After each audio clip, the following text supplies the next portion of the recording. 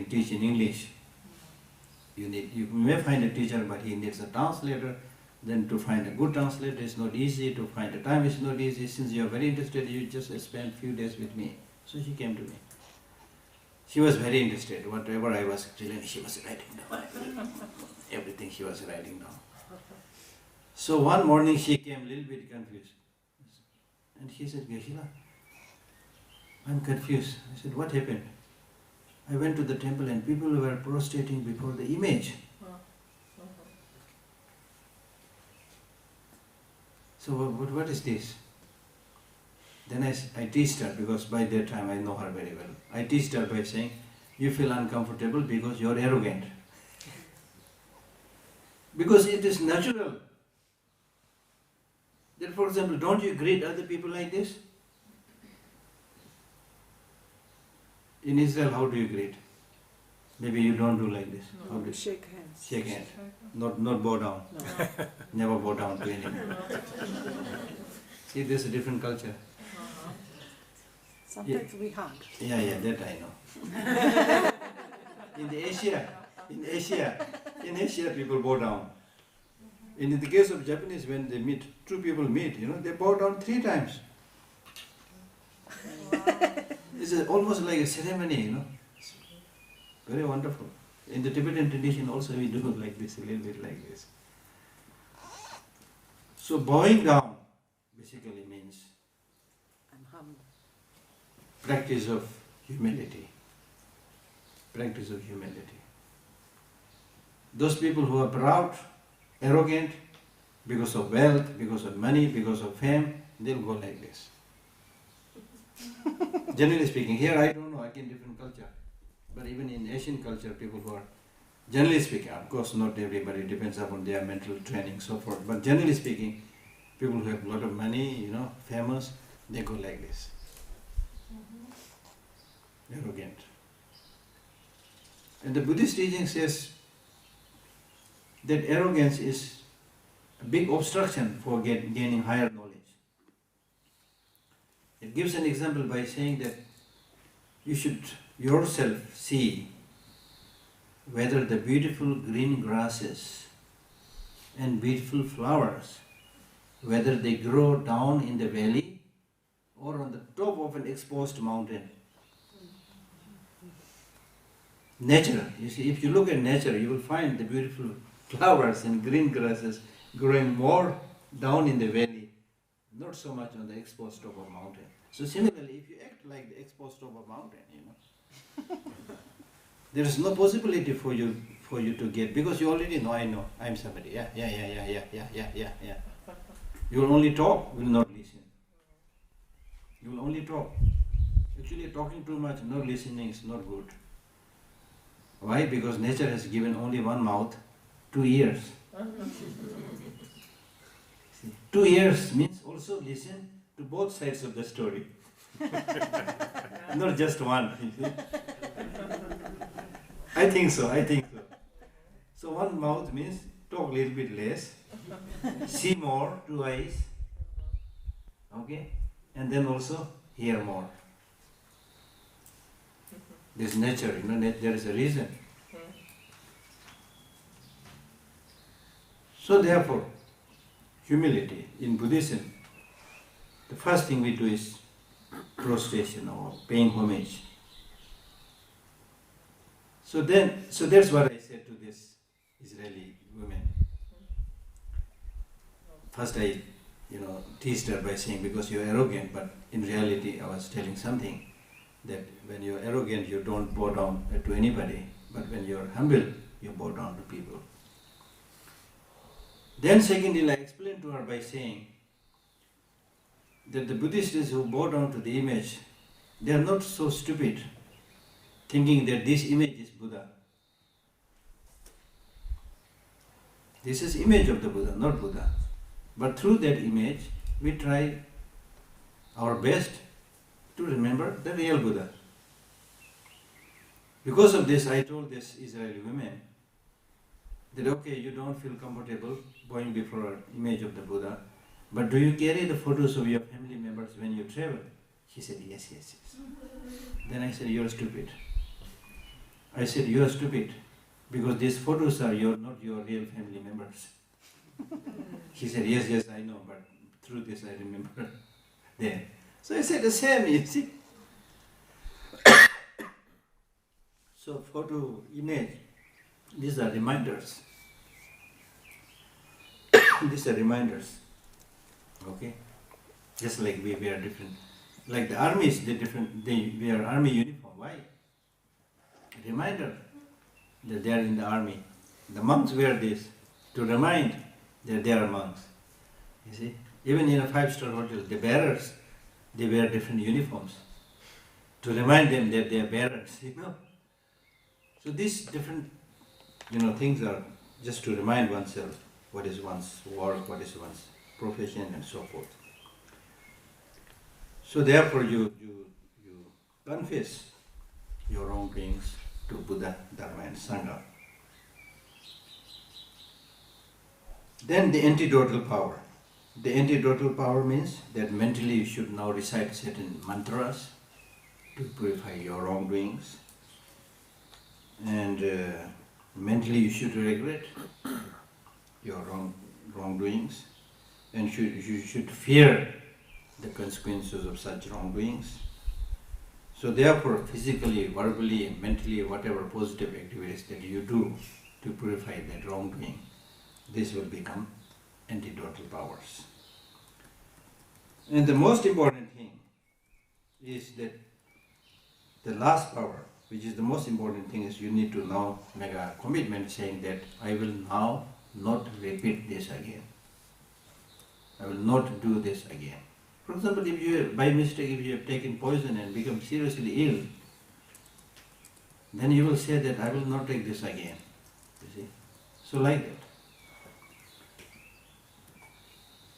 So if you rely on these 4 antidotal powers, the Buddhist teaching says that there cannot be any negative action which cannot be purified. They can be purified. Okay? Does that make you comfortable?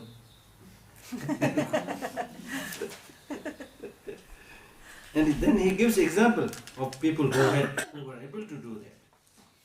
For example, he tells this story of different people. For example,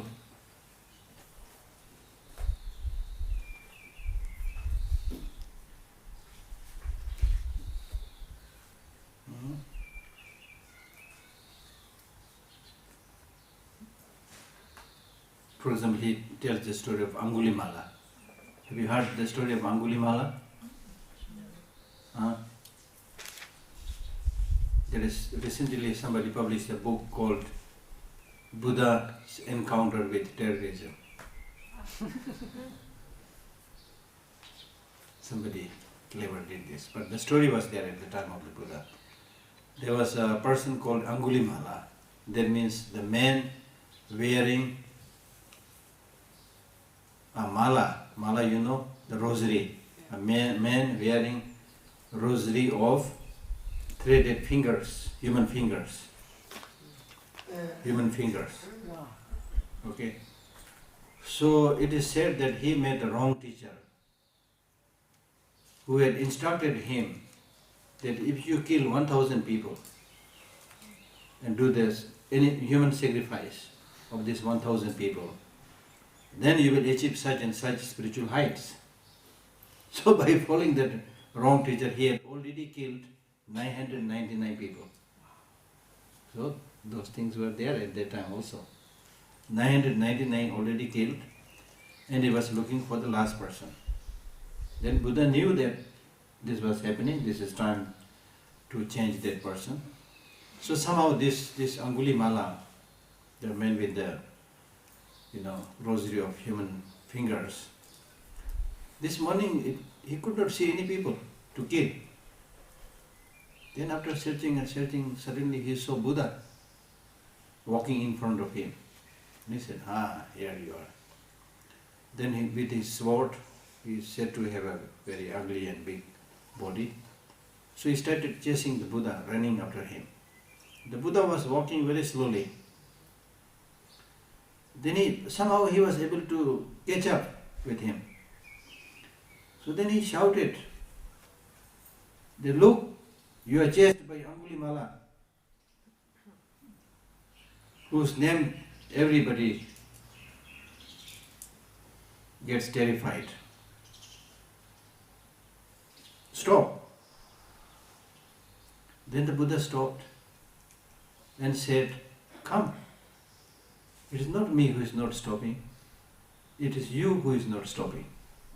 So he starts giving the teaching without any sign of. That's why I'm saying that if you have this inner training, you don't get terrified. So he said, "It is not me who is not stopping. It is you who is not stopping. So I'm here. So come, what do you want to do?" He said, "Don't you realize that Angulimala, the murderer, is in front of you?" Then the Buddha started giving teaching by saying, I'm not scared of people who do wrong things, you see. Then he started giving few things, and then just by his demeanor, his behavior and his calmness, Angulimala was kind of completely taken,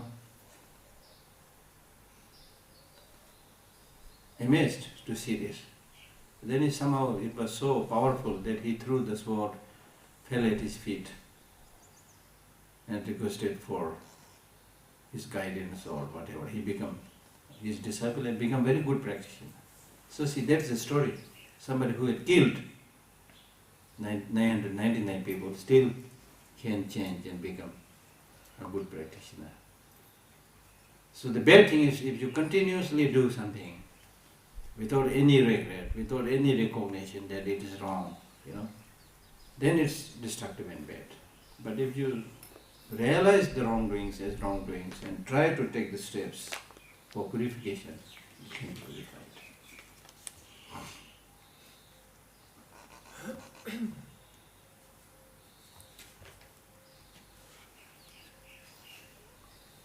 Then next the text says that sometimes we commit wrongdoings in relation to the three objects of refuge, Buddha, Dharma and Sangha. So in that case, you should purify that in relation to the Buddha, Dharma and Sangha. Like for example, when you fall on the ground, again you take the support of the ground to get up. So similarly, if you commit something wrong with the Dharma and Sangha, then again, in relation to them, you need to purify it. I'm not going to elaborate, we don't have time. Another very important thing, which is explained here, but the source I think is maybe in many books, but the source I saw was in Nagarjuna's Ratnavali, Krishna's Garland. There, Nagarjuna says that when it comes to doing the positive karma, you should have such strong belief in the law of causality, the consequences of the karma, that you should not transgress it in all situations. For example, in these 4 situations, even in these 4 difficult situations, you should not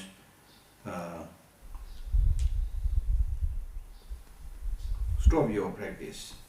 That means you should not transgress the teaching, violate the teaching out of ignorance. As we have discussed already, many a times we make mistakes because we are ignorant. We don't know what is the positive practice, what is good karma, what is bad karma, we don't know. So therefore, you should gain more knowledge so that you do not end up doing bad things because of ignorance. Second, don't violate the teachings out of fear. Out of fear. That means you may be doing some practice nicely, but somebody threatens you saying that, why you are doing this Buddhist practice? This is wrong. The Buddhists are idol worshippers. Some say things like that. Buddhists are wrong, That's why they destroyed this Brahmin statue in Afghanistan. The huge Brahmin statue was bombarded and destroyed. Okay? So even when such threat is there, you should not give up your practice. Because, I mean, it's a mental thing, you know. Even if you have to do physically something, but deep down, if you do not, you know, give up that practice, then you have not violated the practice. So do not violate or give up your practice out of fear.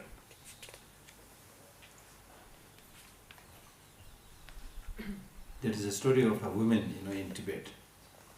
So she used to respect the monks so much.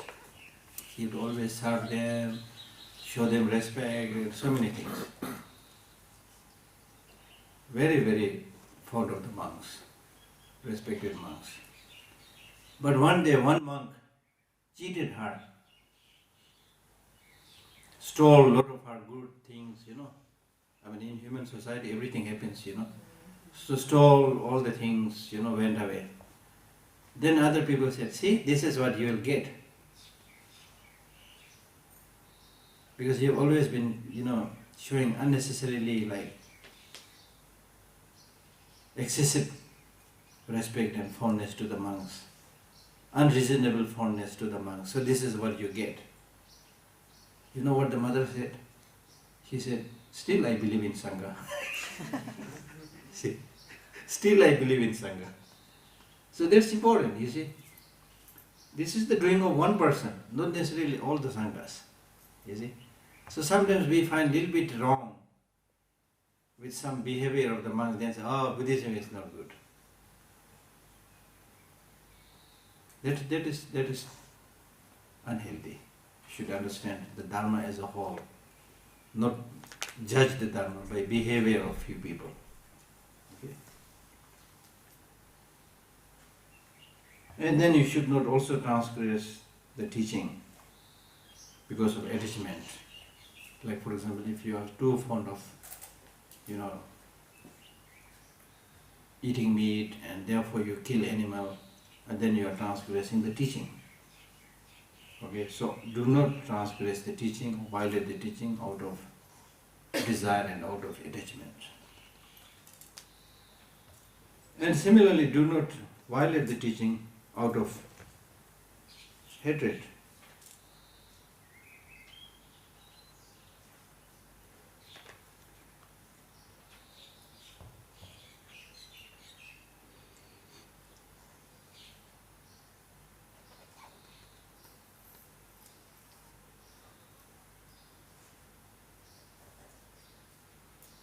And then he gives another example by saying that you should be careful with this committing negative actions.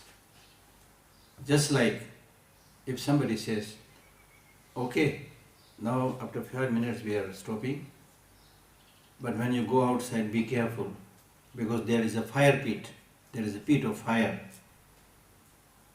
You might, if you don't be careful, you might fall into it and die. If I say this, then you will all be very careful.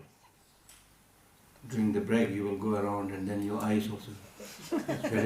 Where is the feet of fire, you know? And if you do not see it, then you will ask other people. You know, you want to really make it sure. You will try to see it by yourself with eyes wide open. Then also ask other people, where is it? Where is it? You know, you will ask questions. So you are very careful.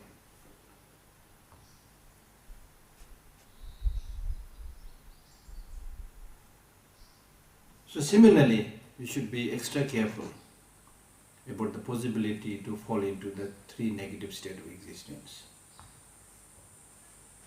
Just like the fire pit, when you hear about the possibilities of falling into the 3 negative states of existence, you should ask the teachers, what are these 3 negative states of existence? How can we fall into it? How can we protect ourselves not falling into it? But normally we are not so keen about those things. We don't ask questions, we don't, you know, try to find the ways and means to get ourselves protected from such fall. This clearly shows that you are not sure about the consequences of good things and bad things. If you are certain about the consequences of good things and bad things, then you will be very careful, and you will also ask the questions to people repeatedly.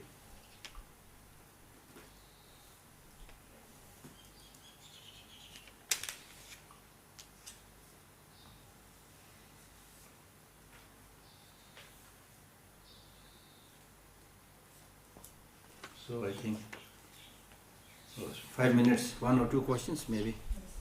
Yes? Yeah.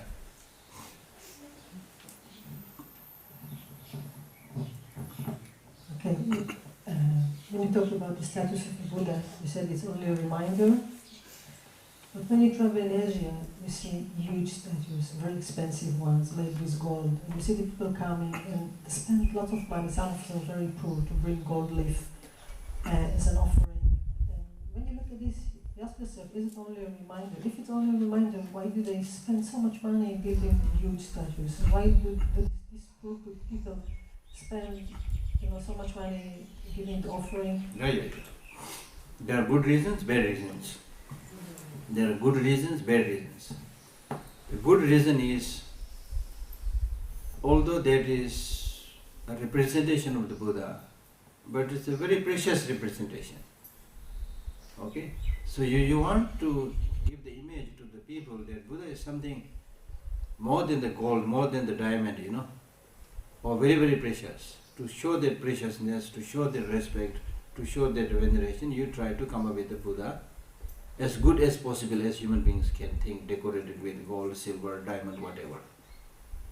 Just to show his immeasurable quality for that. So that's the good reason. The bad reason is people may really not know much about the real quality of the Buddha, but just like they want to keep a big Buddha image with a lot of decorations as another piece of furniture.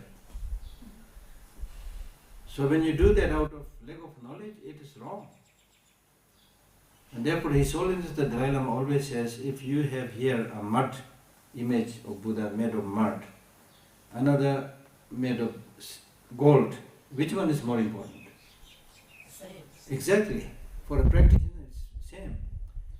But for others who don't know that practice, immediately they will go for the gold image because of the money value. You see? So therefore what we see in the temple, how people do, is not necessarily a correct representation of the Buddha's teaching. So those who are able to do good practice and who have that mental power to visualize properly, they don't even keep statues. So those of you who don't keep statues, I hope you have reached that level. Oh, what I mean is, listen, what I mean is, this is a sarcastic remark. There was this very famous hermit, ascetic practitioner, Milarepa. He used to run away from one mountain to one mountain. He was actually running away from human beings. It was almost like saying, I know you human beings, I had enough of you.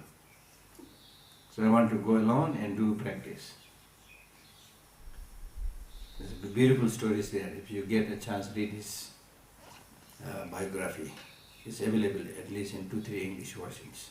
So anyway, my main point to answer your question is, he used to meditate in the cave, empty cave, nothing.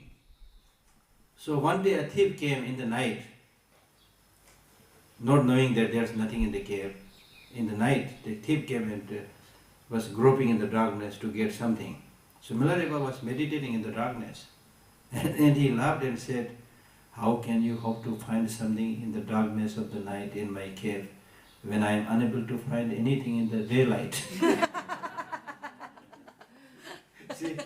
So even in the broad daylight, he has nothing, you see. So Buddha was here, inside. So the real, if you are a good practitioner, if you have that capacity, then the temple has to be here. You don't need any temple anywhere. Nobody can destroy it. You see, these days people are fond of destroying temples, so it's really not actually a not very good idea, destroying temples, destroying images. So those who destroy, of course, very, very bad, but for us also, to have elaborate temples, Not necessarily. It's because of our demand of the stupid people, you see. That you need a fancy house for your meditation, you know. The Buddha's image, the more it is decorated, most of the people, they feel better, you see.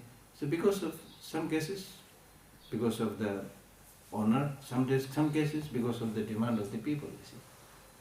So because of these things, many things are coming up. So it's a mixed thing, you know. So that's why Buddhist teachers, they say, the karma that we accumulate, there can be a karma which is completely positive, there is a karma which can be completely negative. But the karma we commit normally is mixed karma. A little bit positive, a little bit negative, things like that, you see. So if you reach that level, then you don't need image. But when you have not reached that level, then you need a reminder, that's what I'm saying. Okay? So the reminder again, if you are somebody who has really understood the meaning, then it doesn't have to be too elaborate. However, if you are somebody who is again mentally committed, you know, to make a lot of offerings of gold and things like that, without any other concern and expectation, then we say it will also collect merit. These are all symbolical, but just like if I give you just 1 cup of water, okay, I want to help you, I just give you 1 cup of water, that's also okay, good. But I give you 1 cup of milk, it's better, you see. Something like that. So it depends upon your understanding, you know, how you do things, like that. Short break, thank you very much.